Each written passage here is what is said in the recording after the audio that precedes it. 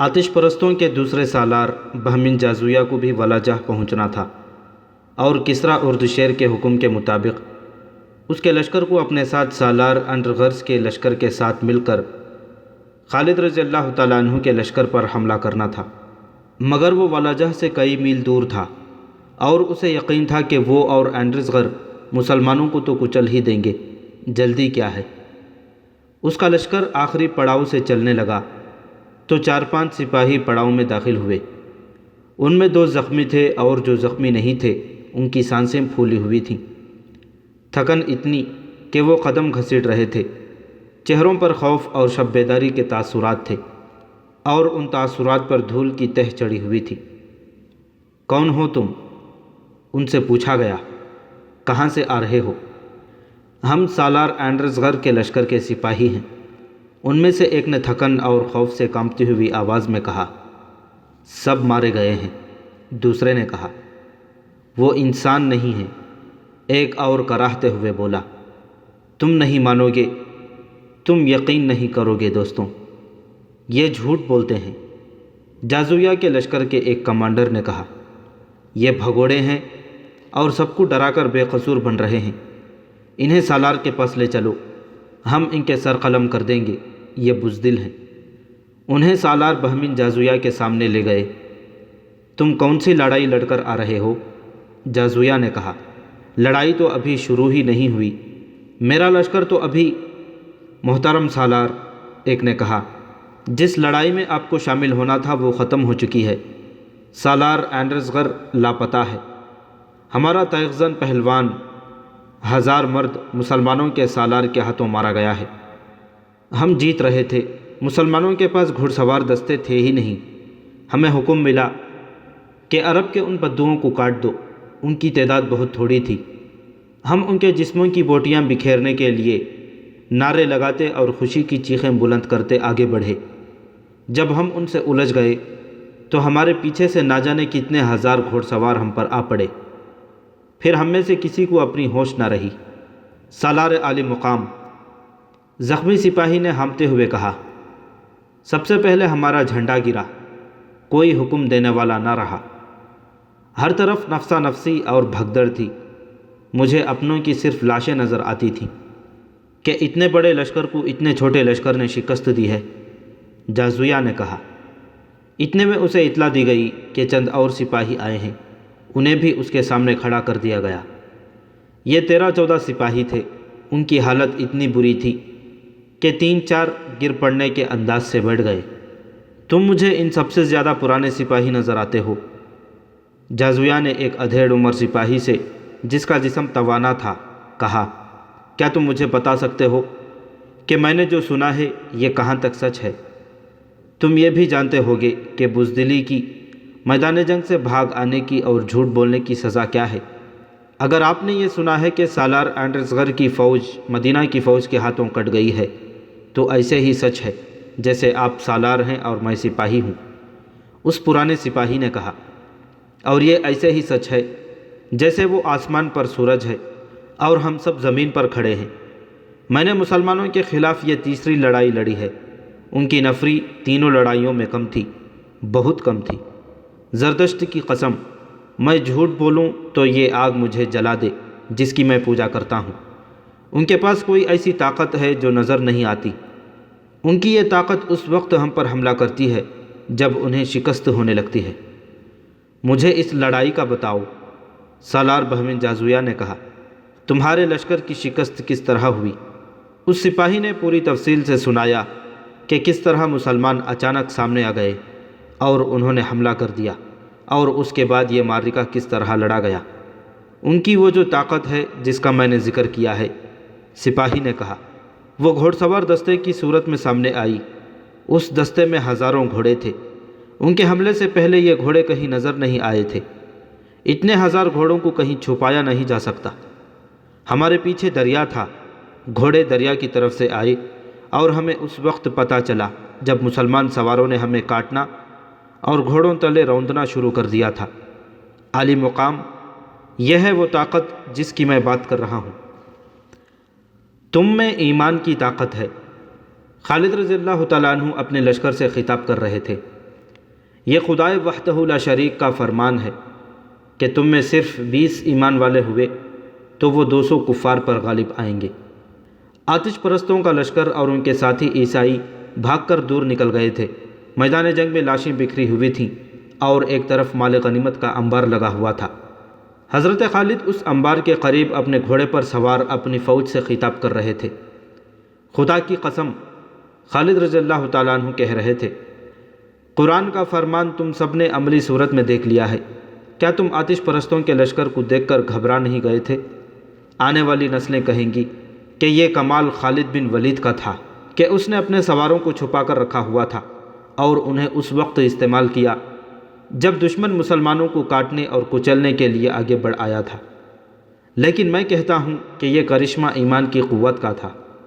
خدا ان کے ساتھ ہوتا ہے جو اس کے رسول صلی اللہ علیہ وسلم کی ذات پر ایمان لاتے ہیں۔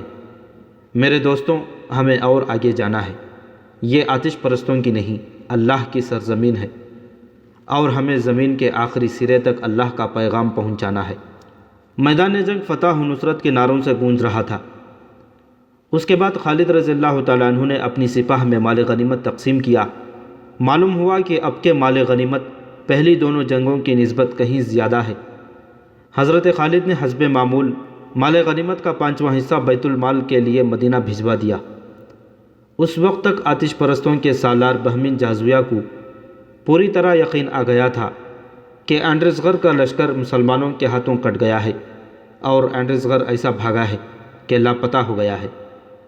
بہمن جازویہ نے اپنے ایک سالار جابان کو بلایا۔ تم اینڈرسغر کا انجام سن چکے ہوگے۔ جازویہ نے کہا، ہمارے لیے کسریٰ کا حکم یہ تھا کہ ہم ولاجہ میں اینڈرسغر کے لشکر سے جا ملیں۔ اب وہ صورت ختم ہو گئی ہے۔ کیا تم نے سوچا ہے کہ اب ہمیں کیا کرنا چاہیے؟ ہم اور جو کچھ بھی کریں، جابان نے کہا، ہمیں بھاگنا نہیں چاہیے۔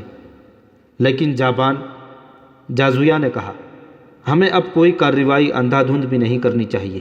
مسلمان ہمیں تیسری بار شکست دے چکے ہیں۔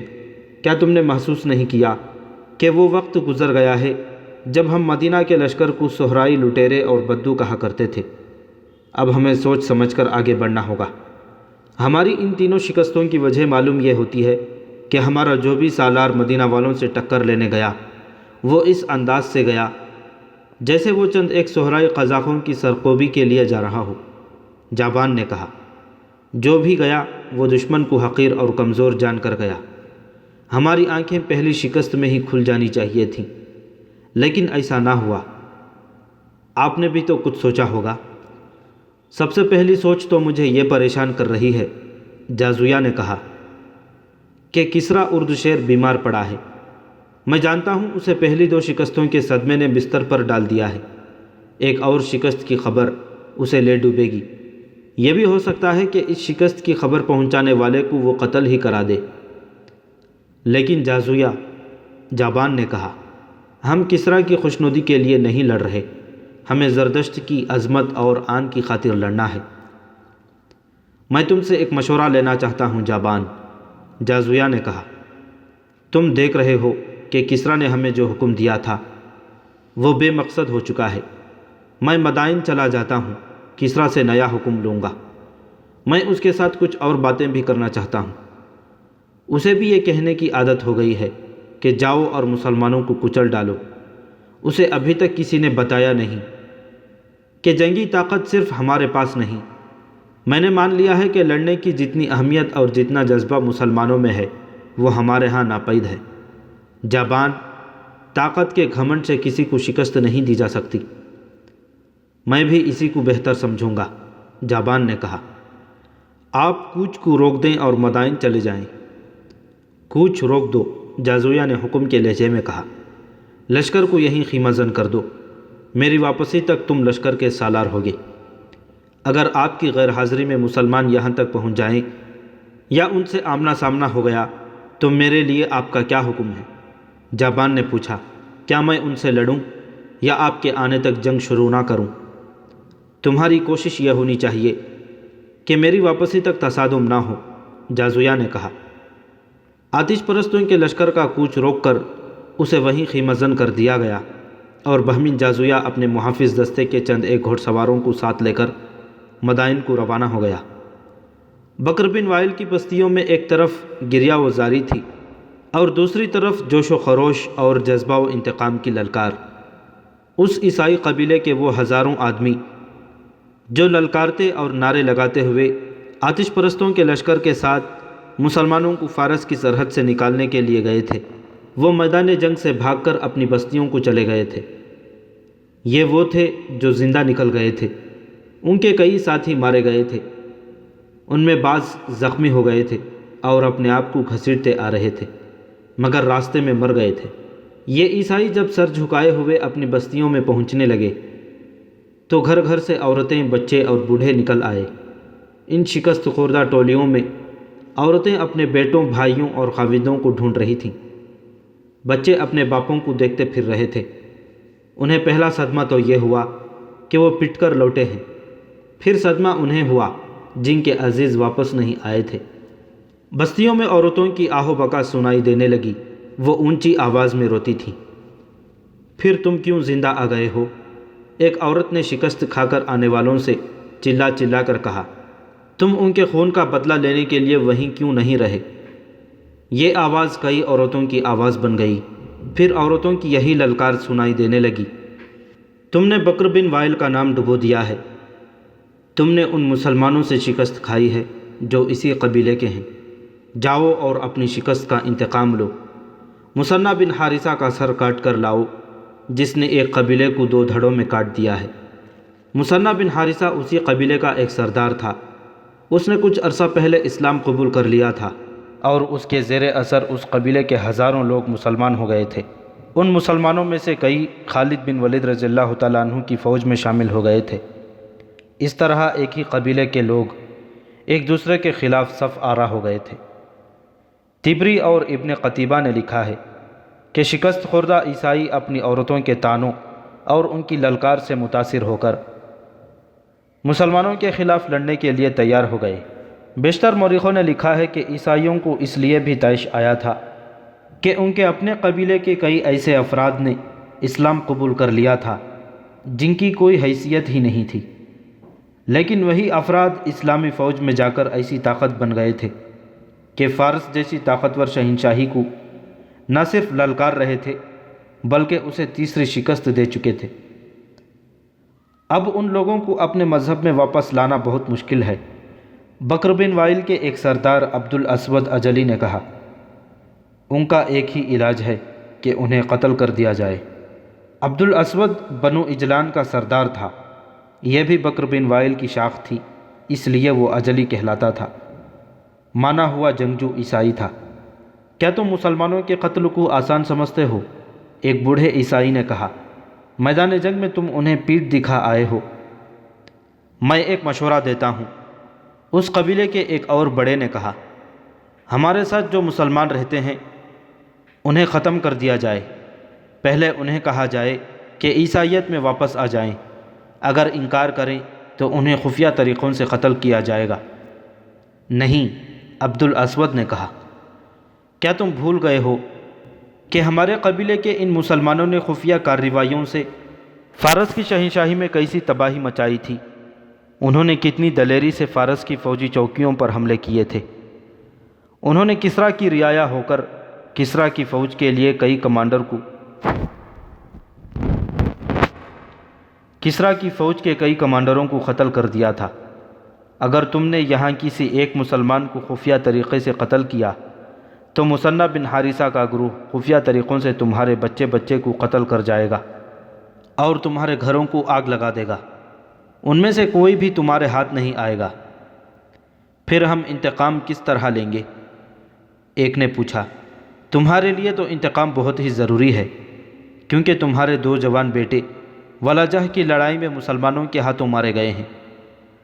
شہنشاہ فارس اور مسلمانوں کی اپنی جنگ ہے۔ عبد الاسود نے کہا، ہم اپنی جنگ لڑیں گے، لیکن فارس کی فوج کی مدد کے بغیر شاید ہم مسلمانوں کو شکست نہیں دے سکیں گے۔ اگر تم لوگ مجھے اجازت دو تو میں مدائن جا کر شہنشاہ فارس سے ملوں گا، مجھے پوری امید ہے کہ وہ ہمیں مدد دے گا۔ اگر اس نے مدد نہ دی تو ہم اپنی فوج بنا کر لڑیں گے۔ تم ٹھیک کہتے ہو، مجھے مسلمانوں سے اپنے 2 بیٹوں کے خون کا حساب چکانا ہے۔ عیسائیوں کے سرداروں نے اسی وقت فیصلہ کر لیا کہ جس قدر لوگ مسلمانوں کے خلاف لڑنے کے لیے تیار ہو سکیں وہ دریائے فرات کے کنارے الیس کے مقام پر اکٹھے ہو جائیں اور ان کا سردار اعلیٰ عبد الاسود اجلی ہوگا۔ قبیلہ بکر بن وائل اور اس کے ذیلی قبیلوں کے جذبات بھڑکے ہوئے تھے، ان کے زخم تازہ تھے، مسلمانوں کے ہاتھوں ہلاک ہونے والوں کے گھروں میں ماتم ہو رہا تھا۔ ان حالات اور اس جذباتی کیفیت میں نوجوان بھی اور وہ بوڑھے بھی جو اپنے آپ کو لڑنے کے قابل سمجھتے تھے لڑنے کے لیے نکل آئے۔ یہ لوگ اس قدر بھڑکے ہوئے تھے کہ جوان لڑکیاں بھی مردوں کے دوش بدوش لڑنے کے لیے تیار ہو گئیں۔ عراقی عیسائیوں کے عزائم، جنگی تیاریاں اور الیس کے مقام پر ان کا ایک فوج کی صورت میں اجتماع خالد رضی اللہ تعالیٰ عنہ سے پوشیدہ نہیں تھا۔ حضرت خالد کی فوج وہاں سے دور تھی، لیکن انہیں دشمن کی ہر نقل و حرکت کی اطلاع مل رہی تھی۔ ان کے جاسوس ہر طرف پھیلے ہوئے تھے۔ عیسائیوں کے علاقے میں عرب کے مسلمان بھی رہتے تھے، ان کی ہمدردیاں مدینہ کے مسلمانوں کے ساتھ تھیں۔ مسلمانوں کی فتوحات کو دیکھ کر انہیں آتش پرستوں سے آزادی اور دہشت گردی سے نجات بڑی صاف نظر آنے لگی تھی۔ وہ دل و جان سے مسلمانوں کے ساتھ تھے۔ وہ کسی کے حکم کے بغیر خالد رضی اللہ تعالیٰ عنہ کے لیے جاسوسی کر رہے تھے۔ خالد رضی اللہ تعالیٰ عنہ کے لشکر کے حوصلے بلند تھے۔ اتنی بڑی جنگی طاقت پر مسلسل 3 فتوحات نے اور بے شمار مال غنیمت نے اور اسلامی جذبے نے ان کے حوصلوں کو تر و تازہ رکھا ہوا تھا، لیکن خالد رضی اللہ تعالیٰ عنہ جانتے تھے کہ ان کے مجاہدین کی جسمانی حالت ٹھیک نہیں۔ مجاہدین کے لشکر کو آرام ملا ہی نہیں تھا، وہ کوچ اور پیش قدمی کی حالت میں رہے یا میدان جنگ میں لڑتے رہے تھے۔ انہیں مکمل آرام کرنے دو، خالد رضی اللہ تعالیٰ عنہ اپنے سالاروں سے کہہ رہے تھے۔ ان کی ہڈیاں بھی دکھ رہی ہوں گی۔ جتنے بھی دن ممکن ہو سکا میں انہیں آرام کی حالت میں رکھوں گا، اور ان دستوں کو بھی یہیں بلا لو جنہیں ہم دجلہ کے کنارے دشمن پر نظر رکھنے کے لیے چھوڑ آئے تھے۔ تم میں مجھے مثنی بن حارثہ نظر نہیں آ رہا، وہ گزشتہ رات سے نظر نہیں آیا، ایک سالار نے جواب دیا۔ ایک گھوڑے کے ٹاپ سنائی دیے جو قریب آ رہے تھے۔ گھوڑا حضرت خالد کے خیمے کے قریب آ رکا۔ مثنی بن حارثہ آیا ہے، کسی نے حضرت خالد کو بتایا۔ مثنی گھوڑے سے کود کر اترا اور دوڑتا ہوا خالد رضی اللہ تعالیٰ عنہ کے خیمے میں داخل ہوا۔ تجھ پر اللہ کی رحمت ہو ولید کے بیٹے، مثنی نے پرجوش آواز میں کہا اور بیٹھنے کے بجائے خیمے میں ٹہلنے لگا۔ خدا کی قسم ابن حارثہ، خالد رضی اللہ تعالیٰ عنہ نے مسکراتے ہوئے کہا، تیری چال ڈھال اور تیرا جوش بتا رہا ہے کہ تجھے کہیں سے خزانہ مل گیا ہے۔ خزانے سے زیادہ قیمتی خبر لایا ہوں ابن ولید، مثنی بن حارثہ نے کہا۔ میرے قبیلے کے عیسائیوں کا ایک لشکر تیار ہو کر الیس کے مقام پر جمع ہونے کے لیے چلا گیا ہے۔ ان کے سرداروں نے دروازے بند کر کے ہمارے خلاف جو منصوبہ بنایا ہے وہ مجھ تک پہنچ گیا۔ کیا یہی خبر لانے کے لیے تو رات سے کسی کو نظر نہیں آیا؟ خالد رضی اللہ تعالیٰ عنہ نے پوچھا۔ ہاں، مثنی نے جواب دیا، وہ میرا قبیلہ ہے۔ میں جانتا ہوں کہ میرے قبیلے کے لوگ انتقام لیے بغیر چین سے نہیں بیٹھیں گے۔ میں اپنا حلیہ بدل کر ان کے پیچھے چلا گیا تھا۔ جس مکان میں بیٹھ کر انہوں نے ہمارے خلاف لڑنے کا منصوبہ بنایا ہے، میں اس کے ساتھ والے مکان میں بیٹھا ہوا تھا۔ میں وہاں سے پوری خبر لے کر نکلا ہوں۔ دوسری اطلاع یہ ہے کہ ان کے سردار اس مقصد کے لیے مدائن چلے گئے ہیں کہ وہ اردو شہر سے فوجی مدد لے کر ہم پر حملہ کریں گے۔ تو اس کا مطلب یہ ہوا کہ میں اپنے لشکر کو آرام کی مہلت نہیں دے سکوں گا۔ خالد رضی اللہ تعالیٰ عنہ نے کہا، کیا تم پسند نہیں کرو گے کہ جس طرح ہم نے والجہ میں آتش پرستوں کو تیاری کی مہلت نہیں دی تھی، اسی طرح ہم عیسائیوں اور آتش پرستوں کے اجتماع سے پہلے ان پر حملہ کر دیں؟ خدا تیری عمر دراز کرے ابن ولید، مثنی نے کہا، طریقہ یہی بہتر ہے کہ دشمن کا سر اٹھنے سے پہلے ہی کچل دیا جائے۔ خالد رضی اللہ تعالیٰ عنہ نے اپنے دوسرے سالاروں کی طرف دیکھا جیسے وہ ان سے مشورہ مانگ رہا ہو۔ ہونا تو ایسا ہی چاہیے، سالار عاصم بن عمرو نے کہا، لیکن لشکر کی جسمانی حالت دیکھ لیں، کیا ہمارے لیے یہ فائدہ مند نہ ہوگا کہ کم از کم 2 دن لشکر کو آرام کرنے دیں؟ ہاں ابن ولید، دوسرے سالار عدی بن حاتم نے کہا، کہیں ایسا نہ ہو کہ پہلی 3 فتوحات کے نشے میں ہمیں شکست کا منہ دیکھنا پڑے۔ ابن حاتم، خالد رضی اللہ تعالیٰ عنہ نے کہا، میں تیرے اتنے اچھے مشورے کی تعریف کرتا ہوں، لیکن یہ بھی سوچ کہ ہم نے 2 دن عیسائیوں کو دے دیے تو کیا ایسا نہیں ہوگا کہ فارس کا لشکر ان سے آ ملے؟ ایسا ہو سکتا ہے، عدی بن حاتم نے کہا، لیکن بہتر یہ ہوگا کہ آتش پرستوں کے لشکر کو آنے دیں۔ یوں بھی تو ہو سکتا ہے کہ ہم بکر بن وائل کے عیسائیوں سے الجھے ہوئے ہوں اور آتش پرست عقب سے ہم پر آ پڑیں۔ جس کو ہمارے خلاف لڑنا ہے اسے اس میدان میں آنے دیں جہاں وہ لڑنا چاہتے ہیں۔ ابن ولید مثنی بن حارثہ نے کہا، کیا تو مجھے اجازت نہیں دے گا کہ عیسائیوں پر حملے کی پہل میں کروں؟ تو نے ایسا کیوں سوچا ہے؟ اس لیے کہ جتنا انہیں میں جانتا ہوں اور کوئی نہیں جانتا، مثنی بن حارثہ نے جواب دیا، اور میں اس لیے بھی سب سے آگے ہو کر ان پر حملہ کرنا چاہتا ہوں کہ ان کے منصوبے میں یہ بھی شامل ہے کہ ان کے قبیلے کے جن لوگوں نے اسلام قبول کر لیا ہے انہیں قتل کر دیا جائے۔ میں انہیں کہوں گا کہ دیکھو کون کسے قتل کر رہا ہے۔ اس وقت ہماری نفری کتنی ہے؟ خالد رضی اللہ تعالیٰ عنہ نے پوچھا۔ 18,000 سے کچھ زیادہ ہی ہوگی، ایک سالار نے جواب دیا۔ جب ہم فارس کی سرحد میں داخل ہوئے تھے تو ہماری نفری 18,000 ہی تھی۔ خالد رضی اللہ تعالیٰ عنہ نے کہا، اس علاقے کے مسلمانوں نے میری نفری کم نہیں ہونے دی۔ مورخوں نے لکھا ہے کہ ان 3 جنگوں میں بہت سے مسلمان شہید اور شدید زخمی ہوئے تھے۔ بعض نے لکھا ہے کہ نفری تقریباً آدھی رہ گئی تھی، لیکن مثنی بن حارثہ کے قبیلے نے نفری کی کمی پوری کر دی تھی۔ آتش پرستوں کا سالار بہمن جازویہ اردشیر سے نیا حکم لینے کے لیے مدائن پہنچ چکا تھا، لیکن شاہی طبیب نے اسے روک لیا۔ اگر کوئی اچھی خبر لائے ہو تو اندر چلے جاؤ، طبیب نے کہا۔ اگر خبر اچھی نہیں تو میں تمہیں اندر جانے کی اجازت نہیں دے سکتا۔ خبر اچھی نہیں، جازویہ نے کہا، ہماری فوج تیسری بار شکست کھا چکی ہے۔ اینڈرزغر ایسا بھاگا ہے کہ لاپتہ ہو گیا ہے۔ جازویہ، طبیب نے کہا، اردشیر کے لیے اس سے زیادہ بری خبر اور کوئی نہیں ہو سکتی۔ اینڈرزغر کو تو کسریٰ اردشیر اپنی جنگی طاقت کا سب سے بڑا مضبوط ستون سمجھتا تھا۔ جب سے یہ سالار گیا ہے، شہنشاہ دن میں کئی بار پوچھتا رہا کہ اینڈرزغر مسلمانوں کو فارس کی سرحد سے نکال کر واپس آیا ہے یا نہیں۔ تھوڑی دیر پہلے بھی اس نے پوچھا تھا۔ محترم طبیب، جازویہ نے کہا، کیا ہم ایک حقیقت کو چھپا کر غلطی نہیں کر رہے؟ کسریٰ کو کسی نہ کسی دن تو پتہ چل ہی جائے گا۔ جازویہ، طبیب نے کہا، میں تمہیں خبردار کرتا ہوں کہ تم نے یہ خبر شہنشاہ کو سنائی تو اس کا خون تمہاری گردن پر ہوگا۔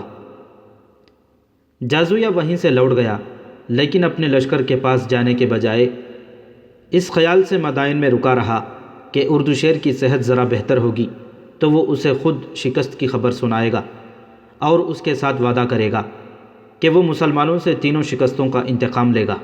اس روز یا 1-2 روز بعد عیسائیوں کا ایک وفد اردشیر کے پاس پہنچ گیا۔ اس کا طبیب اور شاہی خاندان کا کوئی بھی فرد قبل از وقت نہ جان سکا کہ یہ وفد کس مقصد کے لیے آیا ہے۔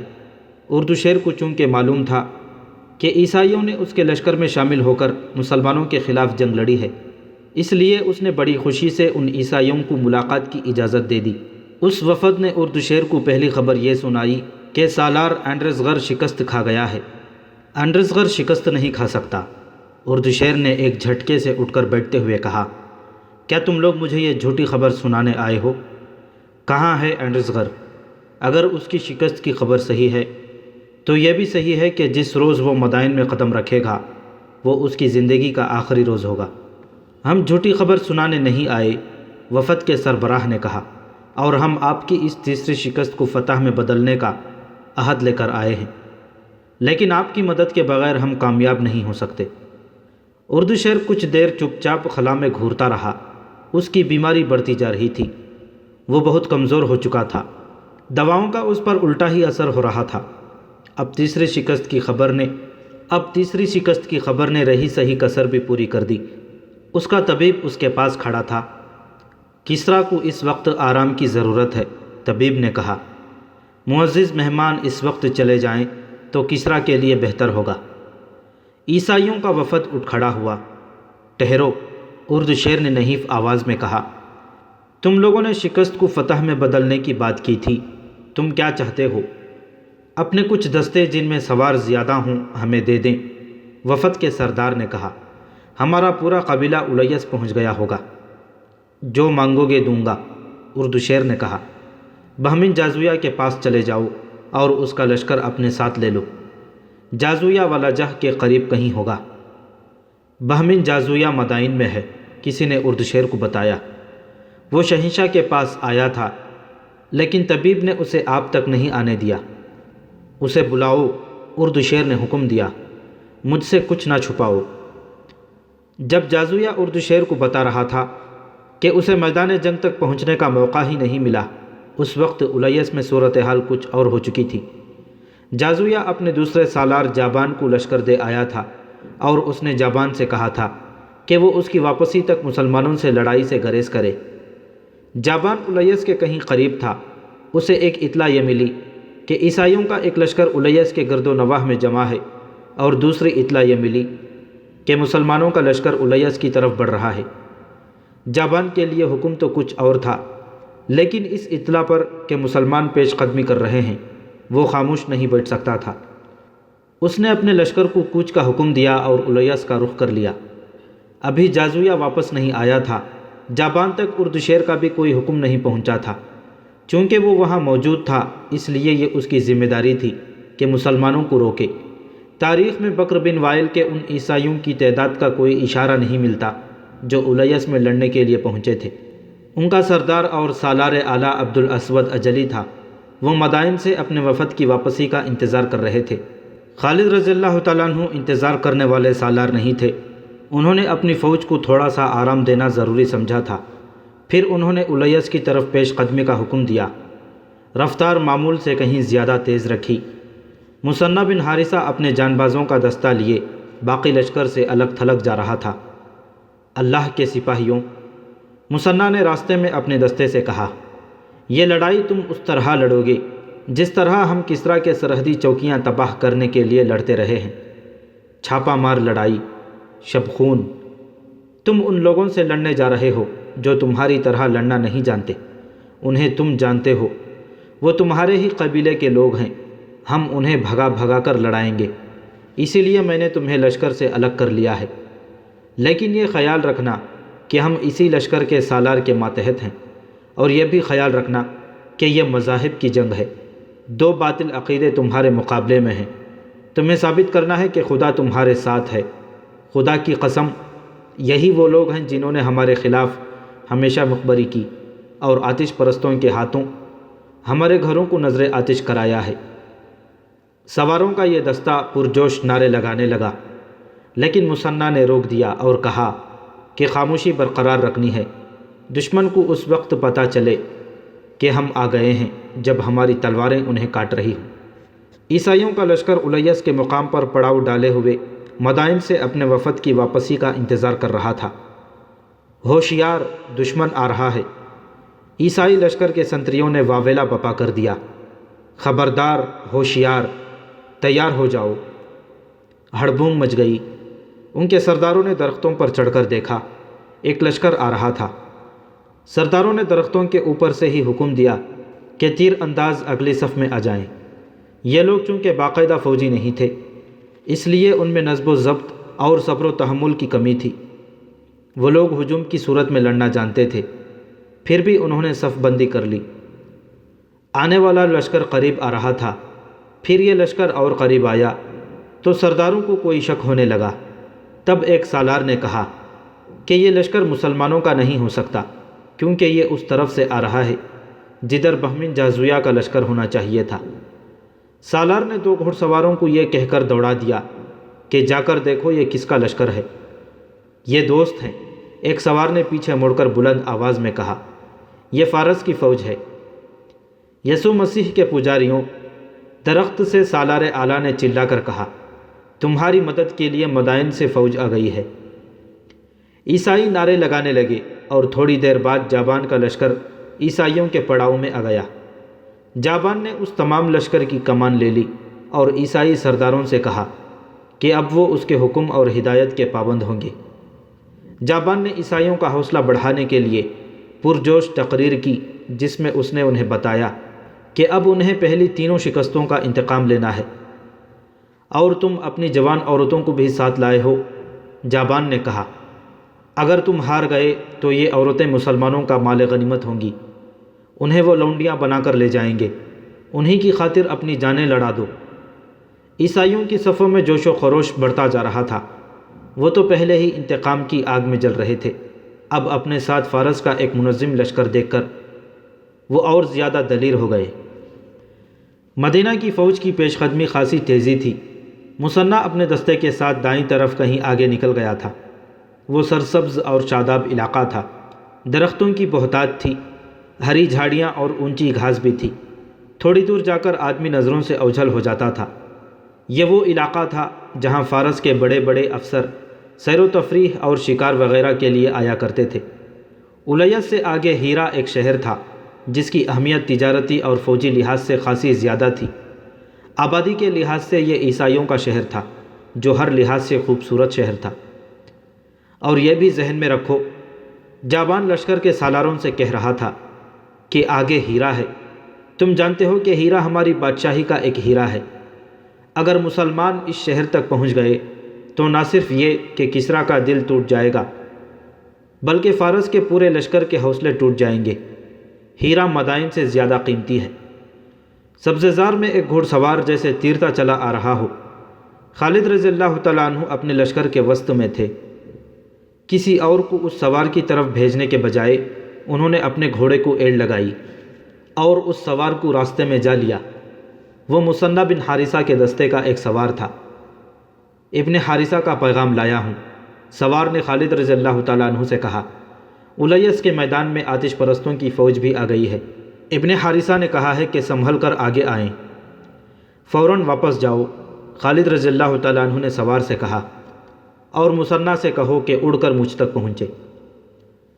مثنیٰ کا قاصد یوں غائب ہو گیا جیسے اسے زمین نے نگل لیا ہو۔ اس کے گھوڑے کے ٹاپ کچھ دیر سنائی دیتے رہے، جو درختوں میں سے گزرتی ہوا کی شان میں تحلیل ہو گئے۔ خالد رضی اللہ تعالیٰ عنہ واپس اپنے لشکر میں آئے اور اپنے سالاروں کو بلا کر انہیں بتایا کہ آگے صرف بکر بن وائل کے لوگ ہی نہیں بلکہ مدائن کا لشکر بھی ان کے ساتھ آ ملا ہے۔ انہوں نے اپنے سالاروں کو یہ بھی بتایا کہ مثنیٰ بن حارثہ آ رہا ہے۔ انہوں نے پہلے کی طرح سالار عاصم بن عمرو رضی اللہ تعالیٰ عنہ اور سالار عدی بن حاتم رضی اللہ تعالیٰ عنہ کو دائیں اور بائیں پہلو میں رکھا۔ زیادہ دیر نہیں گزری تھی کہ مثنیٰ یوں آ پہنچا جیسے وہ واقعی اڑ کر آیا ہو۔ ابن حارثہ، حضرت خالد نے کہا، کیا تم نے اپنی آنکھوں سے فارس کے لشکر کو عیسائیوں کے ساتھ دیکھا ہے؟ مثنیٰ بن حارثہ نے صرف دیکھا ہی نہیں تھا بلکہ اس نے جان بازی کا مظاہرہ کر کے بہت کچھ معلوم کر لیا تھا۔ اس نے اپنے جاسوس آگے بھیج رکھے تھے، انہوں نے اسے اطلاع دی تھی کہ مدائن کی فوج عیسائیوں سے آ ملی ہے۔ مثنیٰ نے پوری معلومات حاصل کرنے کا ارادہ کر لیا۔ رات کو اس نے اپنے ساتھ 3 سوار لیے اور دشمن کے پڑاؤ کے قریب جا کر گھوڑے سے اترے اور انہیں ایک درخت کے ساتھ باندھ دیا۔ وہاں سے وہ چھپ چھپ کر اور جہاں ضرورت پڑی وہاں پیٹ کے بل رینگ کر پہاڑوں کے قریب چلے گئے۔ آتش پرستوں کے سنتری پڑاؤ کے ارد گرد گھوم پھر رہے تھے۔ یہ سفر 12 ہجری کے وسط کی راتیں تھیں۔ آدھے رات کی چاندنی تھی جو فائدہ بھی دیتی تھی نقصان بھی۔ 2 سنتری ان کے سامنے سے گزر گئے، انہیں پیچھے سے جا کر پکڑا جا سکتا تھا، لیکن ان کے پیچھے پیچھے ایک گھوڑ سوار آ رہا تھا۔ اس نے اپنے سنتریوں کو آواز دے کر روک لیا اور ان کے پاس آ کر انہیں بیدار اور ہوشیار رہنے کو کہنے لگا۔ وہ کوئی کمانڈر معلوم ہوتا تھا۔ مسلمان رات کو تو حملہ نہیں کر سکتے، ایک سنتری نے کہا، پھر بھی ہم بیدار اور ہوشیار ہیں۔ تم سپاہی ہو، گھوڑ سوار نے حکم کے لہجے میں کہا۔ جو ہم کمانڈر جانتے ہیں وہ تم نہیں جانتے۔ مسلمانوں کا کچھ پتہ نہیں، وہ کس وقت کیا کر گزریں، انہیں عام قسم کا دشمن نہ سمجھو۔ کیا تم نے مثنیٰ بن حارثہ کا نام نہیں سنا؟ کیا تم نہیں جانتے کہ کسریٰ نے مثنیٰ کے سر کی کتنی قیمت مقرر کر رکھی ہے؟ تم اگر اسے زندہ یا مردہ پکڑ لاؤ یا اس کا صرف سر پیش کر دو تو تم مالا مال ہو جاؤ گے، لیکن تم اسے پکڑ نہیں سکو گے۔ وہ جن ہے، کسی کو نظر نہیں آتا۔ چلو آگے چلو، اپنے علاقے کی گشت کرو۔ سنتری آگے نکل گئے اور گھڑ سوار وہیں کھڑا رہا۔ مصنع بن حارثہ اپنے 3 جانبازوں کے ساتھ ایک گھنی جھاڑی کے پیچھے چھپا ہوا تھا۔ گھوڑ سوار اس طرف جانے کے بجائے جس طرف سنتری چلے گئے تھے دوسری طرف چلا گیا۔ گھوڑے پر اسے پکڑنا خطرے سے خالی نہیں تھا۔ مصنع نے اپنے ایک جانباز کے کان میں کچھ کہا اور گھوڑ سوار کمانڈر کو دیکھا جو آہستہ آہستہ چلا جا رہا تھا۔ مصنع قریب کے ایک درخت پر چڑھ گیا۔ اس کے جانباز نے ذرا اونچی آواز میں کچھ کہا۔ کمانڈر نے گھوڑا روک لیا۔ جانباز نے اسے واپس آنے کو کہا۔ وہ اس آواز پر واپس آ رہا تھا۔ اچانک درخت سے مصنع کودا اور گھوڑ سوار کے اوپر گرا اور اسے گھوڑے سے گرا دیا۔ مصنع کے ایک آدمی نے دوڑ کر گھوڑے کی لگام پکڑ لی اور 2 نے کمانڈر کو دبوچ لیا اور اس کا منہ باندھ دیا۔ اسے اور اس کے گھوڑے کو وہاں سے دور لے گئے۔ انہوں نے اپنے گھوڑے کھولے اور وہاں سے اتنی دور نکل گئے جہاں وہ چیختا چلاتا تو بھی اس کی آواز اس کے پڑاؤ تک نہ پہنچتی۔ زندہ رہنا چاہتے ہو تو بتاؤ کہ تمہاری فوج کہاں سے آئی ہے؟ مصنع نے تلوار کی نوک اس کی شہرک پر رکھ کر پوچھا۔ وہ بہمن جازویہ کی لشکر کا کمانڈر تھا۔ اس نے جان بچانے کی خاطر سب کچھ بتا دیا، یہ بھی کہ جازویہ مدائن چلا گیا ہے اور اس کی جگہ جابان سالار ہے اور بکر بن وائل کا لشکر انہیں اتفاق سے مل گیا ہے۔ اس نے یہ بھی بتایا کہ اس قبیلے کے کچھ سردار مدائن سے فوج اپنے ساتھ لائیں گے۔ کیا تمہیں معلوم ہے کہ مدینہ کی فوج کہاں ہے؟ مصنع نے اس سے پوچھا۔ وہ بہت دور ہے، کمانڈر نے جواب دیا۔ ہم اس پر حملہ کرنے جا رہے ہیں، شاید 2 روز بعد۔ جب اس سے ہر ایک بات معلوم ہو گئی تو اسے ہلاک کر کے لاش وہیں دفن کر دی گئی۔ سورج طلوع ہو چکا تھا جب مصنع بن حارثہ خالد رضی اللہ تعالیٰ عنہ کو یہ رویداد سنا رہا تھا۔ تعداد کا اندازہ کیا ہے؟ حضرت خالد نے پوچھا۔ صحیح اندازہ مشکل ہے ابن ولید، مصنع نے کہا۔ ہماری اور ان کی تعداد کا اندازہ وہی ہے جو پہلے تھا۔ وہ ہم سے 4 گنا نہیں تو 3 گنا سے یقیناً زیادہ ہیں۔ خالد رضی اللہ تعالیٰ عنہ نے اپنی فوج کو روکا نہیں تاکہ وقت ضائع نہ ہو اور دشمن کو بے خبری میں ڈالیں۔ انہوں نے چلتے چلتے اپنے سالاروں سے مشورے لیے، خود سوچا اور احکام دیے۔ ان عربوں کے متعلق آتش پرستوں کی سب سے زیادہ جری اور تجربہ کار سالار ہرمز نے کہا تھا کہ یہ لوگ صحرا کے رہنے والے ہیں اور صحرا میں ہی لڑ سکتے ہیں۔ ہرمز نے یہ بھی کہا تھا کہ وہ انہیں دجلہ اور فرات کے اس علاقے میں لڑائے گا جس میں درخت، جھاڑیاں، گھاس اور کہیں کہیں دلدل ہے۔ لیکن ہرمز کے خواب اسی سرسبز اور دلدلی علاقے میں ٹوٹ ٹوٹ کر بکھر گئے تھے۔ خدا کی قسم، تم اب صحراؤں اور جنگلوں میں بھی لڑ سکتے ہو۔ خالد رضی اللہ تعالیٰ عنہ نے اپنے سالاروں سے کہا، اس زمین پر تم نے اتنے طاقتور دشمن کو 3 شکستیں دی ہیں۔ تم نے یہ بھی دیکھ لیا ہے کہ ہمارے دشمن کے لڑنے کا طور طریقہ کیا ہے۔ مصنع نے بتایا ہے کہ دشمن اگر اسی میدان میں ہوا جہاں وہ پڑاؤ کیے ہوئے ہے تو یہ ذہن میں رکھ لو کہ یہ میدان 2 دریاؤں، دریائے فرات اور دریائے خصیف کے درمیان ہے۔ میدان ہموار ہے لیکن درختوں اور سبزے کی بہتات ہے۔ دوڑتے گھوڑوں پر تمہیں درختوں کا اور ان کے جھکے ہوئے ٹہنوں کا خیال رکھنا پڑے گا، ورنہ ان ٹہنوں سے ٹکرا کر مارے جاؤ گے۔ میدان محدود بھی ہے، ہمیں دشمن کو کسی قسم کا دھوکہ دینے کا اور چالیں چلنے کا موقع نہیں مل سکے گا۔ ہمیں آمنے سامنے کا معرکہ لڑنا پڑے گا۔ ابن عمرو اور ابن حاتم پہلوؤں کے سالار ہوں گے، انہیں جب بھی اور جیسا بھی موقع ملا یہ اس کے مطابق نقل و حرکت کریں گے۔ اپنے کمانڈروں کو یہ بتانا ضروری ہے کہ آمنے سامنے کی لڑائی میں جذبے کی شدت اور جسمانی پھرتی اور مضبوط حوصلے کی ضرورت ہوتی ہے۔ ابن حارثہ، تم ہمارے پابند ہو کر نہیں لڑو گے۔ تمہارے ساتھ پہلے طے ہو چکا ہے کہ تم اپنے انداز کا معرکہ لڑو گے، لیکن تم یہ احتیاط کرو گے کہ تمہارے سوار ہمارے راستے میں نہ آئیں۔ تم نے اپنے سواروں کو یہی تربیت دے رکھی ہے، انہیں اسی طرح استعمال کرو لیکن اندھا دھند نہیں۔ نظم و ربط بہت ضروری ہے۔ ابن ولید، مصنع بن حارثہ نے کہا، تجھ پر اللہ کی رحمت ہو، تو نے جیسا کہا ہے تجھے ویسا ہی نظر آئے گا۔ کیا تو مجھے اجازت دیتا ہے کہ میں اپنے دستے میں چلا جاؤں؟ میں تجھے اللہ کے سپرد کرتا ہوں حارثہ کے بیٹے۔ خالد رضی اللہ تعالیٰ عنہ نے کہا، جا، میدان جنگ میں ملیں گے یا میدان حشر میں۔ مصنع نے گھوڑے کو ایڑ لگائی اور پلک جھپکتے نظروں سے اوجھل ہو گیا۔ اس کے ساتھ اس آتش پرست کمانڈر کا گھوڑا بھی تھا جسے اس نے قتل کر دیا تھا۔ وہ یہ گھوڑا خالد رضی اللہ تعالیٰ عنہ کے لشکر کو دے گیا تھا۔ اتنی تھوڑی تعداد میں اور اتنے محدود مسائل کے بھروسے مدینہ کے مجاہدین اس لشکر پر حملہ کرنے جا رہے تھے جس کی تعداد ان سے 3 گنا سے بھی زیادہ تھی، اور جس کے ہتھیار بھی بہتر تھے، اور جن کے سر لوہے کی خودوں اور چہرے لوہے کی زنجیروں سے ڈھکے ہوئے تھے۔ ان کی ٹانگوں پر جانوروں کی موٹی اور خشک کھالوں کی خول چڑھی ہوئی تھی۔ مجاہدین کے ولولوں میں کوئی خوف نہ تھا، ذہنوں میں کوئی وہم اور وسوسہ نہ تھا۔ ان کے سامنے ایک پاک اور عظیم مقصد تھا۔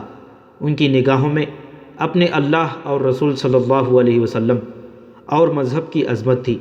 اپنی جانوں کی کوئی اہمیت نہ تھی سوائے اس کے کہ یہ جان اللہ کی دی ہوئی ہے اور اسے اللہ کی راہ میں ہی قربان کرنا ہے۔ اپنی زندگی دے کر وہ اسلام کو زندہ رکھنے کا عہد کیے ہوئے تھے۔ وہ گھروں سے، اپنی بیویوں سے، اپنی ماؤں، بہنوں اور بیٹیوں سے دور ہی دور ہٹتے جا رہے تھے۔ ان کے شب و روز خاک و خون میں گزر رہے تھے۔ زمین ان کا بچھونا تھی اور اوپر آسمان تھا۔ باطل کی چٹانوں سے ٹکرانا، کفر کے تلاتم کو چیرنا اور دشمنان دین کے عزائم کو کچلنا ان کی عبادت تھی۔ ان کی زبانوں پر اللہ کا نام تھا۔ وہ تلواروں کا وار کرتے تھے تو اللہ کا نام لیتے تھے، اور تلواروں سے کٹ کر گرتے تھے تو اللہ کا نام لیتے تھے۔ زخمی ہوتے تو اللہ کو پکارتے تھے۔ لا ریب ایمان کی پختگی اور جذبے کی دیوانگی ان کے ہتھیار تھے، اور یہی ان کی ڈھال تھی۔